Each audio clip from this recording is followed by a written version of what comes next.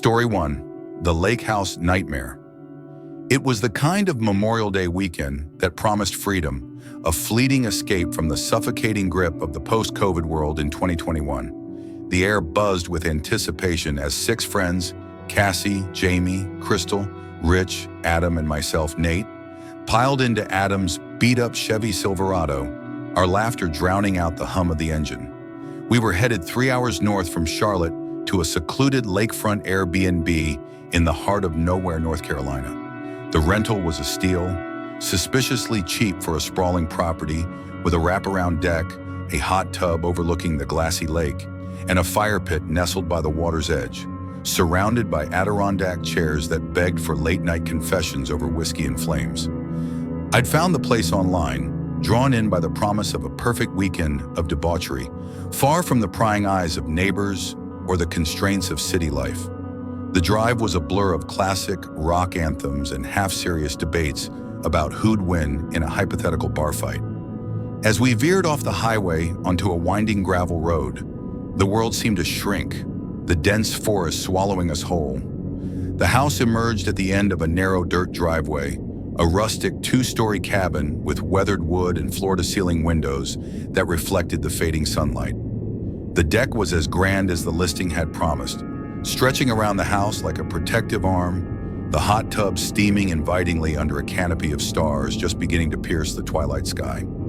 We wasted no time settling in. Adam parked the truck, and I wandered to the back of the deck, struck by the serene beauty of the lake, a mirror of dark water framed by towering pines. It was breathtaking, almost sacred, though we had no intention of keeping it peaceful. The Airbnb host had texted me about a hidden key tucked behind the mailbox to unlock the front gate, and after a brief fumble, we were inside, unloading coolers stuffed with beer, bags of charcoal, and enough snacks to survive a siege. By dusk, the deck was alive with the clink of bottles, the sizzle of burgers on the grill, and the thumping bass of a Bluetooth speaker blaring everything from Leonard Skynyrd to Post Malone. Beer pong tables were set up, cornhole boards were dragged out, and the night unfolded in a haze of laughter and carefree chaos. Out here, in the middle of nowhere, we were untouchable. No neighbors, no rules, just us and the endless possibilities of a long weekend. As the sky darkened and the fire pit roared, casting flickering shadows across our faces, the mood shifted. We were sprawled in the Adirondack chairs, passing a bottle of bourbon, when a sharp voice sliced through the music like a knife. "Turn that damn noise down!" We froze, heads swiveling toward the edge of the woods.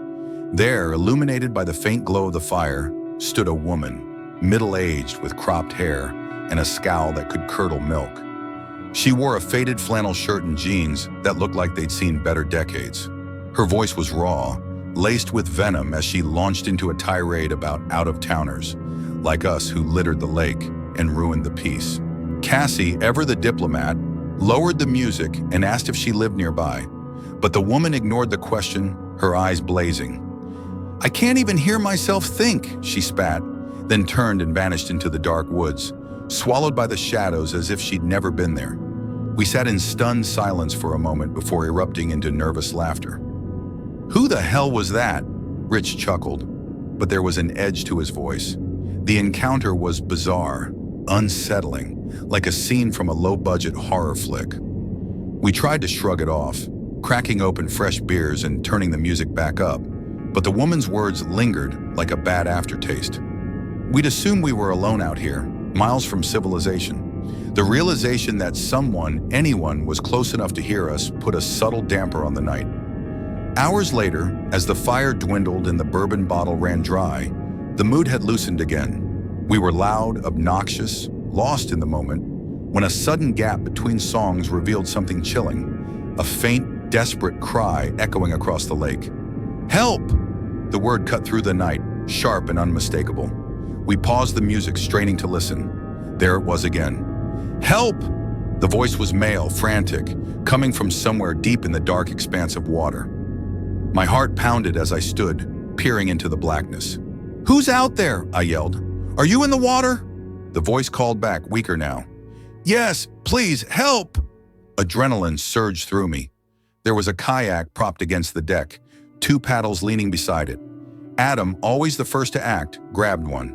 "We gotta go," he said, his voice steady despite the fear in his eyes. I nodded and we dragged the kayak to the water's edge, shouting for the voice to keep calling out. The others stayed on shore, their faces pale in the firelight, clutching their beers like lifelines. We paddled into the abyss, the lake stretching out like an endless void.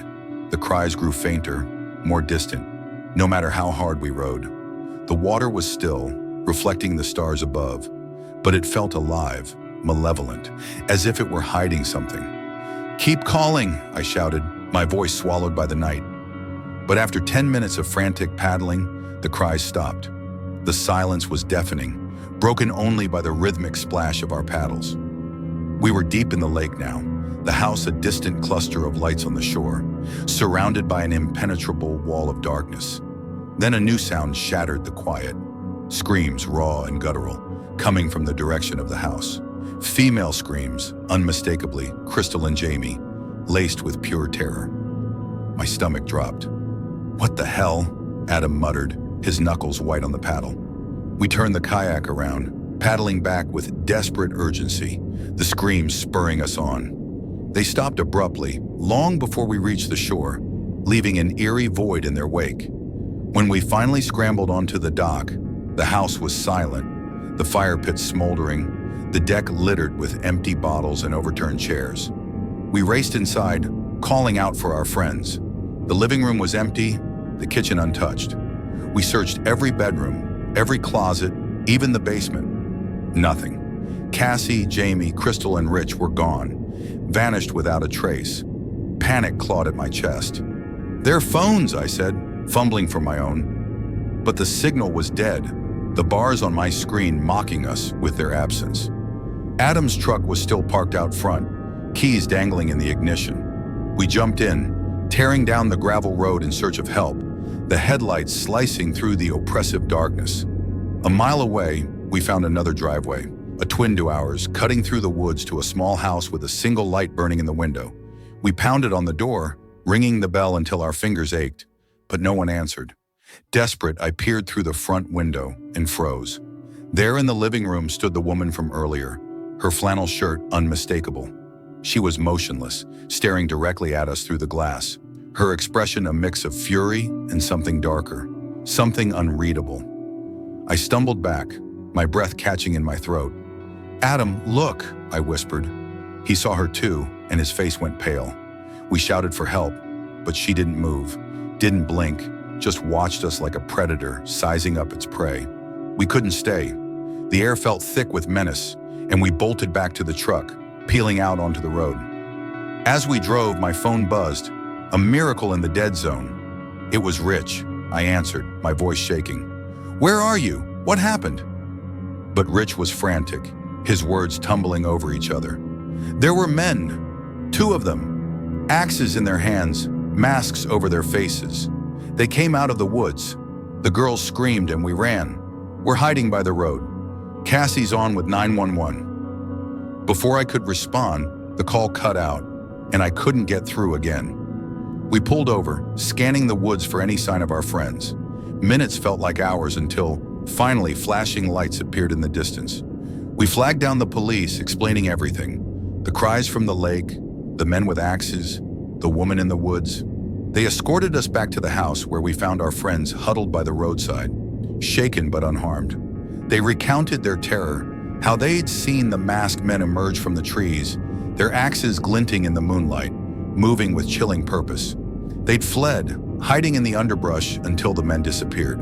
The police searched the property, but found no trace of the men, no sign of a break-in, nothing stolen. The cries from the lake prompted a search team, but by then we were already packing the truck, eager to leave this cursed place behind. After weeks of back and forth with Airbnb, we got most of our money back, but the questions lingered, festering like an open wound. Was the woman part of it? Were the cries a lure to draw us away? Were those men planning to rob us, or worse? The truth eluded us, but one thing was certain. None of us would ever return to a remote cabin again. The lake house, once a promise of paradise, had become a nightmare we'd carry forever. Story 2, The Bay of Shadows. Memorial Day 2021 was a beacon of hope, a chance to reclaim the revelry stolen by a year of lockdowns and fear. For my friends, Tony, Mikey, Jacob, and me, Ethan, it was the perfect excuse to hit the water.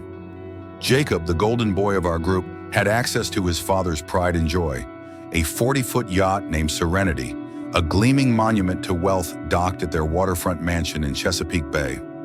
Jacob's family was old money, the kind that came with sprawling estates and whispered rumors of hidden safes stuffed with cash and jewels. We weren't complaining. Being friends with Jacob meant we got to ride the coattails of luxury, and that weekend, we were ready to soak it up. The plan was simple: join a massive boat meetup in the bay, a floating party where dozens of vessels would tie together in the shallows, creating a temporary island of booze, music, and sun-soaked chaos. We met at Jacob's house at noon, the sun high and merciless, the air thick with the promise of summer. The yacht was a beauty: teak decks, plush leather seats, a cabin that felt more like a penthouse suite than a boat. We loaded it with coolers of beer, bottles of tequila, and enough snacks to feed an army, then cast off, the engine roaring as we sliced through the water toward the meetup. By mid-afternoon, the bay was a spectacle. Boats of every size were lashed together, bobbing gently in the shallow water, their decks crowded with people in swimsuits, drinks in hand, hopping from vessel to vessel like pirates at a rum-soaked summit. Music blared from competing speakers, a cacophony of hip-hop, country, and classic rock. We mingled with strangers, flirted with girls in bikinis, and lost ourselves in the haze of alcohol and freedom. Jacob, ever the charismatic host, was in his element, cracking jokes and passing out shots. But I noticed his eyes growing glassy, his movements sluggish. He was drinking harder than the rest of us, chasing something I couldn't name. As the sun dipped below the horizon, painting the sky in hues of orange and purple, the party began to thin. Boats untied and drifted away, their lights fading into the distance. We were among the last, reluctant to let the day end. Jacob, now slurring his words, was in no shape to drive the yacht back. "Sleep it off, man," I told him, guiding him to the cabin below deck. He mumbled something incoherent and collapsed onto a bunk, out cold. Tony, Mikey, and I stayed topside, nursing our drinks and watching the stars emerge.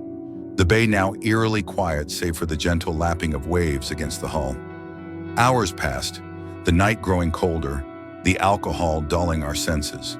Jacob finally stumbled back up, bleary-eyed but insisting he was sober enough to drive. We didn't argue. None of us knew how to handle a boat this size, and the prospect of spending the night stranded wasn't appealing. He started the engine, and we began the slow journey back to his canal, a narrow waterway lined with million-dollar homes, their lights twinkling like a private constellation. That's when we noticed it, a pair of lights trailing us, another boat keeping pace just beyond our wake. At first, we thought nothing of it. The bay was busy, even at night, but as we entered the canal, a no-wake zone that forced us to crawl along, the boat stayed with us, its silhouette growing clearer in the moonlight. Jacob's knuckles tightened on the wheel. "Bay police," he muttered, his voice thick with panic. A DUI on the water would cost him his license, not to mention his father's wrath. We scrambled to hide the evidence, tossing beer cans into a cooler, wiping down the deck, rehearsing a story about a sober day on the bay. But as we approached Jacob's dock, the other boat drew closer, and we saw it wasn't police. It was a nondescript fishing boat, older and weathered, with 3 men standing at the stern, their faces obscured by the darkness. They stared at us, their posture rigid, almost predatory. Jacob, emboldened by relief and tequila, shouted, "What the hell do you want?" The men didn't respond, their boat gliding past us as we tied up at the dock. "I don't know those guys," Jacob said, his voice quieter now. "I know everyone on this canal." I tried to reassure him. Maybe they were guests at a neighbor's house, here for the holiday, but the unease lingered, a cold weight in my gut. We retreated to Jacob's mansion, a sprawling estate with a pool that glowed like a sapphire in the backyard. His parents were away, leaving the place to us. We toyed with the idea of a last-minute pool party, but it was nearly 10 p.m., too late to rally a crowd. Instead, we grabbed more beers and settled by the pool, the night air thick with the scent of chlorine and salt. The strange boat passed by again, slower this time. The men's eyes locked on us. Jacob's bravado faltered, and we fell silent, the weight of their gaze pressing down on us. The rest of the night blurred into a drunken haze. I don't remember falling asleep, only waking with a throat so dry it felt like sandpaper. The living room was dark. Tony and Mikey sprawled on the couch, snoring softly. I stumbled to the kitchen, desperate for water, and froze. A figure stood there, dressed in black from head to toe, a ski mask obscuring his face. In his hand was a gun, its barrel glinting in the dim light. My heart stopped. He raised the gun, his voice low and calm. "Don't scream! Don't move!" Fear rooted me to the spot, my mind racing. He asked where the owner of the house was. I stammered that I didn't know. He pressed the gun closer, demanding to know where the owner's bedroom was. My hands shook as I pointed upstairs, and he gestured for me to lead the way. The cold metal of the gun pressed against my back. At the top of the stairs, I realized there were two of them, both masked, both armed. My legs felt like jelly, but I had no choice. I led them to Jacob's room, where he lay passed out, oblivious to the danger. They shut the door and forced me to wake him. Jacob's eyes widened, his confusion turning to terror, as one of the men shoved a gun in his face, demanding the location of the safe.